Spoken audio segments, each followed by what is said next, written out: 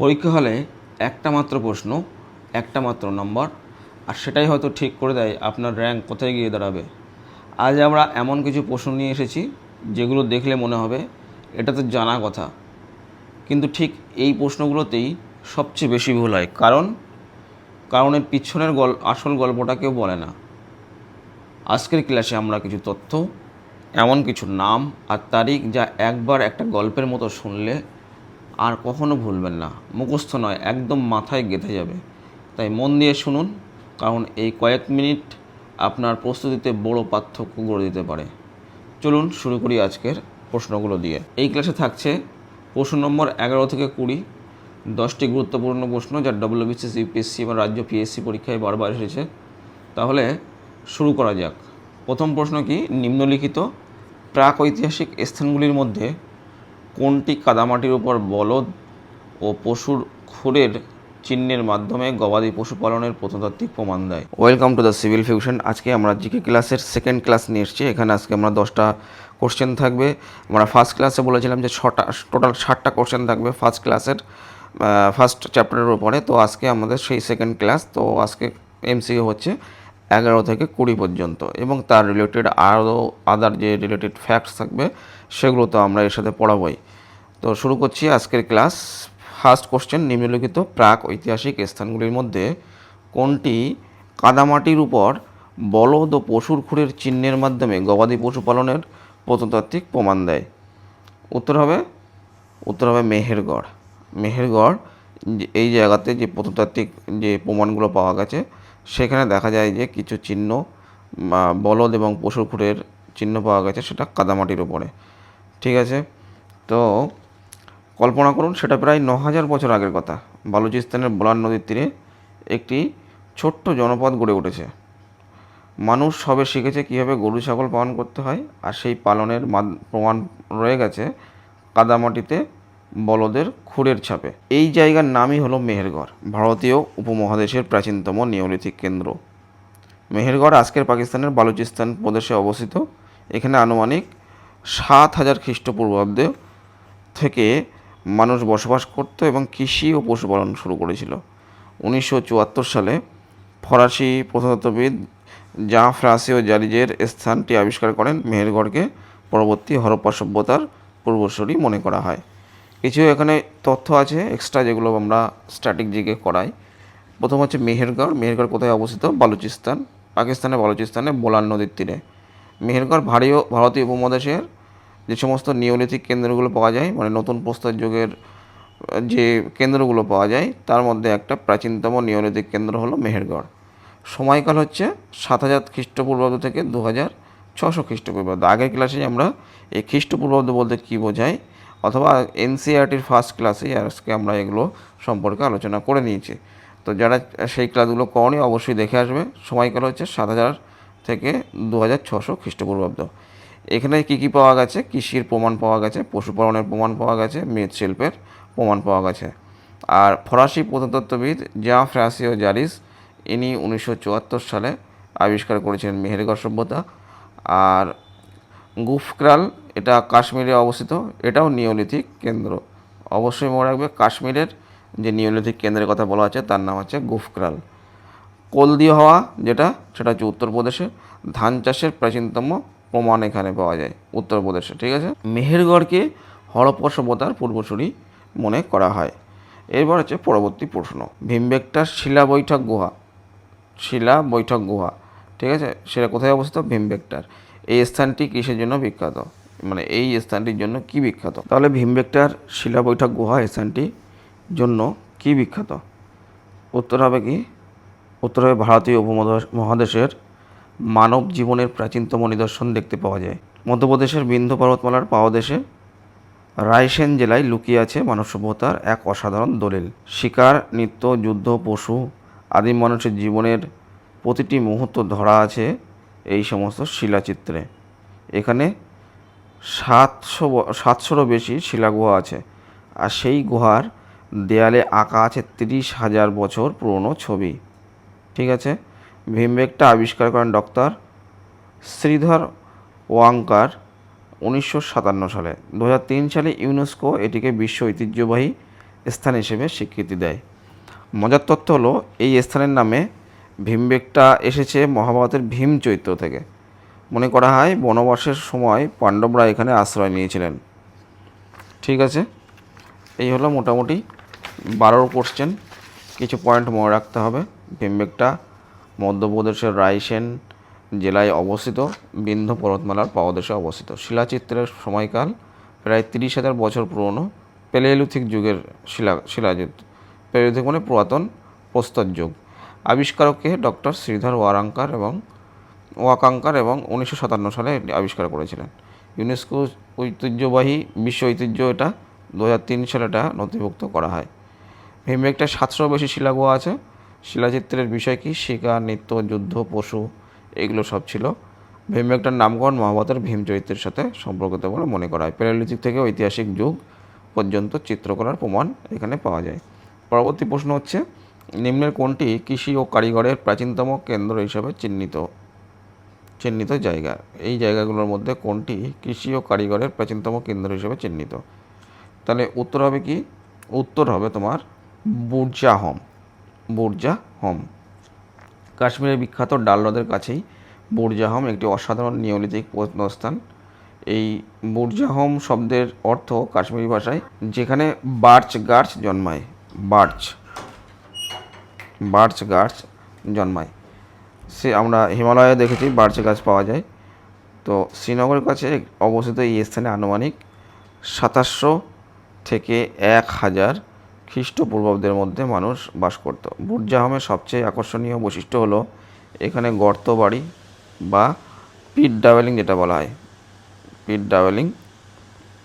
এইগুলো তোমার প্রমাণ পাওয়া গেছে। অর্থাৎ মানুষ মাটি করে সেই গর্তের মধ্যে বাস করত। এছাড়া হাড়ের হাতিয়ার এবং কৃষির প্রমাণও পাওয়া গেছে। সবচেয়ে অন্যতম তথ্য হলো বুরজাহমে মৃত কুকুর সমাধিস্থ করার প্রথা পাওয়া গেছে, যা ভারতের কোথাও দেখা যায় না। পরবর্তী প্রশ্ন, মাইক্রোলিথ কি, যা আদিম মানুষ ব্যবহার করত? উত্তর হবে কি? পাথরের অস্ত্র।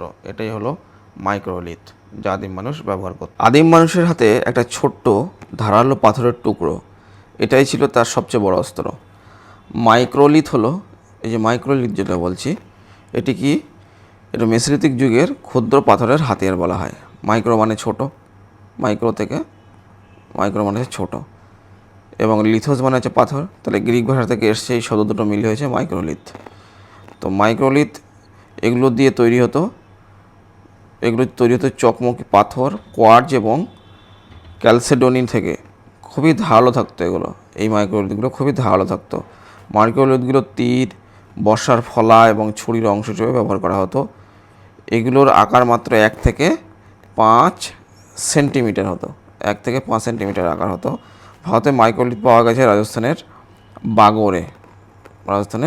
বাগোরে, আর মধ্যপ্রদেশের আজমগড়ে পাওয়া গেছে, আর গুজরাটের লংহঞ্জ প্রভৃতি স্থানে। ঠিক আছে, তো এখানে কতগুলো টপিক তাহলে জেনে নাও জিকেগুলো। মাইক্রোলিথ মানে ছোট মাইক্রো, লিথোস মানে পাথর। মাইক্রোলিথ মেসোলিথিক যুগের প্রধান হাতিয়ার। চকমকি পাথর, কোয়ার্জ এবং ক্যালসেডোনি এগুলো দিয়ে তৈরি করা হতো। এগুলো কিসের কাজে ব্যবহার করা হতো? তীর, বর্ষার ফলা, ছুরি, এগুলোতে বেশি ব্যবহার করা হতো। ভারতের মাইক্রোলিথের স্থান কোথায় আছে? রাজস্থানের বাগড়ে, এমপির মধ্যপ্রদেশের আজমগড়ে এবং গুজরাটের লংহঞ্জে। মাইক্রোলিথের আকার ছিল 1 থেকে 5 সেন্টিমিটার। মাইক্রোলিথগুলির পূর্ববর্তী যুগ প্যালিওলিথিক, বড় পাথরের হাতিয়ার যেটা, বা পুরাতন প্রস্তর যুগ যেটা বলা হয়, এর মাইক্রোলিথের পূর্ববর্তী যুগ ছিল প্যালিওলিথিক যুগ। মাইক্রোলিথ পরবর্তী যুগ নিওলিথ, পালিশ করা মাইক্রোলিথের পরবর্তী যুগ, যেটা আমরা আগের দিন বলেছিলাম, প্যালিওলিথিক, তারপর তোমার মাইক্রোলিথিক এবং নিওলিথিক, নব্যপ্রস্তর যুগ যেটা, পালিশ করা পাথর। ঠিক আছে, পরবর্তী প্রশ্ন হচ্ছে, প্রাচীন ভারতে তালপাতা ও গাছের ছালের উপর লেখার প্রচলন ছিল। নিম্নের কোন গাছের ছালে পাণ্ডুলিপি লেখা হতো, যা হিমালয়ে দেখতে পাওয়া যায়? উত্তর হবে বার্চ, BIRCH। বাংলায় বলা হয় ভূর্জ পাতা, মানে ভূর্জ গাছ। তো এগুলো দিয়ে তৈরি করা হতো। বলা হচ্ছে যে কাগজ আবিষ্কার হওয়ার আগে প্রাচীন ভারতে কীভাবে লেখা হতো, সেগুলো হচ্ছে হিমালয়ের এক বিশেষ গাছের ছাল ছিল, যার নাম হচ্ছে ভূর্জপত্র। বার্চ গাছের ছালকে সংস্কৃতে বলা হয় ভূর্জপত্র। কাশ্মীর ও হিমালয় প্রদেশের উচ্চ হিমালয় অঞ্চলে এই গাছ পাওয়া যায়। উচ্চ হিমালয় অঞ্চলে এগুলো গাছ পাওয়া যায়। বার্চ গাছের ছাল মসৃণ, পাতলা এবং টেকসই হওয়ায় লেখায় উপযুক্ত ছিল এবং প্রাচীন ভারতে বহু গুরুত্বপূর্ণ সংস্কৃত গ্রন্থ ও ধর্মীয় পাণ্ডুলিপি ভূর্জপত্রে লেখা হয়েছিল। পৃথিবীর বিভিন্ন দেশে লেখার মাধ্যম ছিল আলাদা। মেসোপটেমিয়া কাদামাটির ফলক, মিশর ছিল প্যাপিরাস, চীনে হচ্ছে বাঁশের ফলক, পরে কাগজে আসে চীনে। কাগজের আবিষ্কার প্রথম চীনেই হয়েছিল। এই হলো মোটামুটি মনে রাখার মতো ইনফরমেশন কী আছে। ভূর্জ তোমার বার্চ গাছের ছাল হিমালয় অঞ্চলে, কাশ্মীর ও হিমাচলে পাওয়া যায়। উত্তর ভারতে পাণ্ডুলিপি লেখার মাধ্যম ছিল এটি এবং দক্ষিণ ভারতে ব্যবহার হতো তালপাতা। ভারতের জাতীয় পাণ্ডুলিপি মিশন এই পাণ্ডুলিপি সংরক্ষণ করে। জাতীয় পাণ্ডুলিপি মিশন। পরবর্তী প্রশ্ন, রাসতরঙ্গিনী রচয়িতাকে? উত্তর হবে কলহন। কলহন ছিল রাসতরঙ্গিনীর রচয়িতা। ভারতের প্রথম ঐতিহাসিক গ্রন্থটি লিখেছিলেন এক কাশ্মীরি কবি, তার নাম হলো কলহন। কলহন হলো কাশ্মীরের কবি। রাসতরঙ্গিনী শব্দের অর্থ হলো রাজাদের নদী স্রোত। রাজাদের নদী রাসতরঙ্গিনীর নাম। ঠিক আছে, রাজাদের ইতিহাসের ধারাবাহিক বিবরণ। এটি রচিত হয়েছিল 1148 থেকে 1149 খ্রিস্টাব্দ এর মধ্যে তোমার রচিত হয়েছিল সংস্কৃত ভাষায়। এই গ্রন্থে কাশ্মীরে বহু রাজার রাজত্বের কথা লেখা আছে। কলহন শুধু ঘটনা লেখেননি, তিনি তথ্যের যাচাই করার চেষ্টা করেছিলেন, যা তাকে একজন প্রকৃত ইতিহাসবিদ করে তুলেছিল। ঠিক আছে, রাসতরঙ্গিনীর রচয়িতা হলো কলহন। মনে রাখার বিষয়গুলো, কলহন 1148 থেকে 49 খ্রিস্টাব্দ পর্যন্ত রচনাকাল ছিল। সংস্কৃত ভাষায় লেখা হয়েছিল। কাশ্মীর রাজাদের ইতিহাস ছিল এই বিষয়ে। আর ভারতের প্রথম ঐতিহাসিক গ্রন্থ হিসেবে এটি পরিচিত কলহন। মেগাস্থেনিস গ্রিক দূত ছিল ইন্ডিকা। গ্রিক দূত যিনি, তার নাম হচ্ছে মেগাস্থেনিস, তিনি মৌর্য যুগে এসেছিলেন। তার লেখা বইয়ের নাম হচ্ছে ইন্ডিকা। আর আল বিরুনি মুসলিম পণ্ডিত ছিলেন, সুলতান মাহমুদের সাথে ভারতে এসেছিলেন। তিনি লিখেছিলেন বিখ্যাত কিতাবুল হিন্দ গ্রন্থটি। হেরোডোটাস ইতিহাসের জনক বলা হয়, ফাদার অফ হিস্ট্রি। ঠিক আছে, এগুলো মনে রাখবে। পরবর্তী প্রশ্ন, নিম্নলিখিত স্থানগুলির মধ্যে কোথায় ভারতীয় উপমহাদেশের প্রাচীনতম কৃষিকাজের প্রমাণ মেলে? উত্তর কী হবে? মেহেরগড়। মেহেরগড়ে প্রাচীনতম কৃষিকাজের প্রমাণ মেলে। কি বলছে এখানে? মেহেরগড় বালুচিস্তানে অবস্থিত এবং ভারতীয় উপমহাদেশের প্রাচীনতম কৃষিকাজের প্রমাণ পাওয়া গেছে এখানে। আনুমানিক 7000 খ্রিস্টপূর্বাব্দ থেকে এখানে জব এবং গমের চাষের তোমার প্রমাণ মিলেছে। মেহেরগড় তোমার এখানে বার্লি এবং তোমার হুইট, যেটা আগের দিনে বলেছিলাম, জব এবং গম চাষের প্রমাণ পাওয়া গেছে। এটি ভারতীয় উপমহাদেশে কৃষি সভ্যতার সূচনাবিন্দু বলা হয়ে থাকে। আর মেহেরগড় তোমার প্রাচীনতম কৃষির প্রমাণ 7000 খ্রিস্টপূর্বাব্দ। প্রধান ফসল জব আর গম।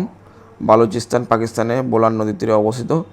আর কলদিওয়া, যেটা আমাদের উত্তরপ্রদেশে অবস্থিত, ধান চাষের প্রাচীনতম প্রমাণ 6500 BCE, বিফোর ক্রাইস্ট এরা, বিফোর কমন এরা। ধান চাষের প্রাচীনতম প্রমাণ কোথায় পাওয়া গেছে? কলদিওয়া, উত্তরপ্রদেশ, 6500 খ্রিস্টাব্দ আগে। আর কোটোদা, এটা গুজরাটে অবস্থিত, এটা হরপ্পার একটি কেন্দ্র। মেহেরগড়কে হরপ্পা সভ্যতার মূল বলে মনে করা হয়।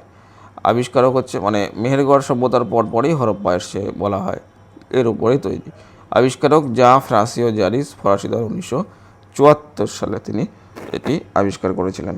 পরবর্তী প্রশ্ন, ভারতের প্রস্তর যুগ সম্পর্কে নিম্নলিখিত কতগুলো তথ্য দেওয়া আছে, সেগুলোর মধ্যে কোনটা সঠিক কোনটা ভুল ঠিক করতে হবে। প্রথম তথ্য কি? প্রস্তর নির্মিত উপকরণগুলি দেখে বিভিন্ন সময়কালগুলি নির্ধারণ করা হয়। ঠিক আছে, এটা হলো তোমার প্রথম। প্রস্তর নির্মিত উপকরণগুলি দেখে বিভিন্ন সময়কাল এতক্ষণ পড়তে পড়তে আমরা কিন্তু তাই দেখলাম যে বিভিন্ন ধরনের অস্ত্র যেমন ছিল সেই হিসেবে নামকরণ করা হয়েছে। প্রথমে বড় বড় হাতিয়ার ছিল পেলিওলিথিক যুগে, মাইক্রোলিথ চলে এলো একদম তোমার সূক্ষ্ম ছোট ছোট 1 থেকে 5 সেন্টিমিটারের মধ্যে ধারালো অস্ত্র। তারপরে তোমার নিওলিথিকে চলে এলো পালিশ করা পাথর। তাহলে এটা ঠিকই আছে। 2 নম্বর বলছে বিভিন্ন সময়কালে ব্যবহৃত উপকরণগুলির ধরন ও প্রযুক্তির মধ্যে কোনো বিশেষত্ব ছিল না। তাহলে উপকরণগুলো যেগুলো ব্যবহার করতো সেগুলোর ধরন আর প্রযুক্তির মধ্যে কোনো বিশেষত্ব ছিল না। এটি ভুল, কেননা প্রতিটি যুগে হাতিয়ারের ধরন ও প্রযুক্তি ছিল সম্পূর্ণ আলাদা এবং ক্রমশ উন্নত হয়েছে। যেমন পেওলিথিকে যেটা আমরা বললাম বড় অপালিশ পাথর ছিল, মেসোলিথিকে ছোট ধারালো মাইক্রোলিথ চলে এলো, আর নিওলিথিকে পালিশ করা পাথরের হাতিয়ার এলো। তাহলে এটা ভুল হবে। 3 নম্বর হচ্ছে বিভিন্ন সময়ে প্রস্তর যুগের সংস্কৃতি সমগ্র উপমহাদেশে একইভাবে বিকশিত হয়েছে। একইভাবে কি হয়েছে? হয়নি তো। উপর তথ্যগুলির মধ্যে কোনটি সঠিক? এটা তো হয়নি। প্রস্তর যুগের সংস্কৃতিও সমগ্র উপমহাদেশে একইভাবে বিকশিত হয়নি। দক্ষিণ ভারত, পূর্ব ভারত এবং উত্তর ভারতে আলাদা সময়ে বিভিন্নভাবে এই সংস্কৃতির বিকাশ হয়েছিল। ঠিক আছে, তাহলে এই দুটো আমাদের ভুল, শুধু একমাত্র ঠিক। তাহলে উত্তর হবে কি? শুধুমাত্র 1, অ্যান্সার হবে 1। প্রস্তর যুগের কিছু আমাদের এখানে কিছু পয়েন্ট মনে রেখে দিই যে প্রস্তর যুগ নির্ধারণ করে পাথরের হাতিয়ারের ধরন প্রযুক্তি দিয়ে। পেলিওলিথিকে অপালিশ ভাঙা পাথর পাওয়া যেত, মেসোলিথিকে ক্ষুদ্র পাথরের বা মাইক্রোলিথ পাওয়া যেত 1 থেকে 5 সেন্টিমিটার ধারালো, নিওলিথিক পালিশ করা পাথর ব্যবহার করা হতো অস্ত্র তৈরি করতে। আর আঞ্চলিক বৈচিত্র্য, দক্ষিণ ভারতের নিওলিথিক সংস্কৃতি উত্তর ভারতের থেকে আলাদা। প্রস্তর যুগের সংস্কৃতি রৈখিক নয়, বিভিন্ন অঞ্চলে বিভিন্ন সময় বিকশিত হয়েছে। পরবর্তী প্রশ্ন হচ্ছে ভারতের প্রস্তর যুগ সম্পর্কে তথ্যগুলো বিচার করো। প্রস্তর যুগ সম্পর্কে কতগুলো তথ্য আছে। প্রথম তথ্য হলো বিভিন্ন প্রযুক্তি ও প্রস্তর নির্মিত উপকরণ এবং যন্ত্রপাতির উপর নির্ভর করে ঐতিহাসিক সময়কালগুলি নির্ধারণ করা হয়। এই একই সেম কোশ্চেন কিন্তু রিপিট হয়েছে এখানে, সেজন্য আমরা উত্তর দিয়ে দেবো 1। ঠিক আছে, পরবর্তী প্রশ্ন হচ্ছে তোমার নিচে উল্লিখিত কোন স্থানটিতে ভারতীয় উপমহাদেশ প্রাচীনতম কৃষিকাজের সাক্ষ্য মেলে? উত্তর কী হবে? উত্তর হবে মেহেরগড়। মেহেরগড়ে ভারতীয় উপমহাদেশের প্রাচীনতম কৃষিকাজের সাক্ষ্য মিলেছে। ঠিক আছে, তো এই নামটি, মেহেরগড় নামটি পরীক্ষায় কিন্তু মনে রাখতেই হবে। পরীক্ষায় প্রাচীনতম কৃষি সংক্রান্ত যে কোনো প্রশ্নের উত্তর মেহেরগড়। ঠিক আছে, WBCS, UPSC, SSC সব পরীক্ষায় কিন্তু এই ধরনের কোশ্চেন এসে মেহেরগড়ের উপর থেকে। সংক্ষিপ্ত পুনরাবৃত্তি করি। কোথায় অবস্থান? বালুচিস্তান, পাকিস্তানের বোলার নদীর তীরে অবস্থিত। সময়কাল 7000 থেকে 2600 খ্রিস্টাব্দ এবং জব এবং গম এখানে প্রধান ফসল ছিল। আবিষ্কারক কে ছিল? ফ্রাসোয়া জারিজ। ঠিক আছে, এবং হরপ্পার কেন্দ্র দুর্গের নগর পরিবহনের জন্য বিখ্যাত ছিল। কাটোদা সেটা গুজরাটে অবস্থিত, এটা হরপ্পার কেন্দ্র।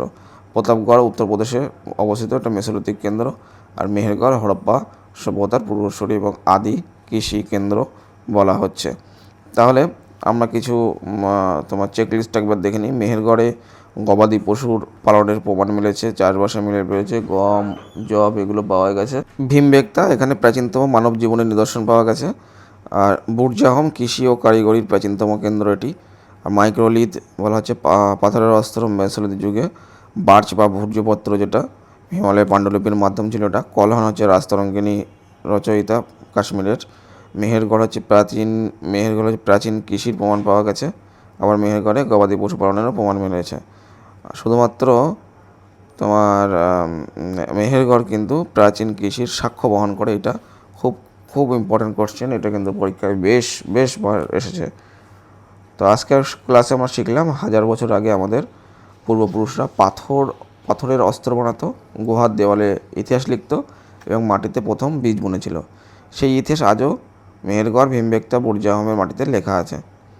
তো পরীক্ষা যাওয়ার আগে কিন্তু পয়েন্টগুলো একবার ঝালিয়ে নিতে হবে, অবশ্যই ঝালিয়ে নেবে, যাতে পরীক্ষায় আসলে অ্যান্সারগুলো ভালোভাবে করতে পারো। তাহলে আমরা 10টা MCQর সাথে সাথে আরও কিন্তু অন অ্যান অ্যাভারেজ আরও 5টা করে হলেও 50টা জিকে আজকে কমপ্লিট করলাম। এইভাবে আমরা করতে থাকলে 22,000 জিকে যখন আমাদের কমা হবে তার সঙ্গে আরও 5 গুণ করে দাও, মানে 1 লাখ জিকে আমাদের রেডি হয়ে যাবে। আমার মনে হয় না এর থেকে বেশি এক্সটেন্সিভ পড়ার কোনো দরকার আছে।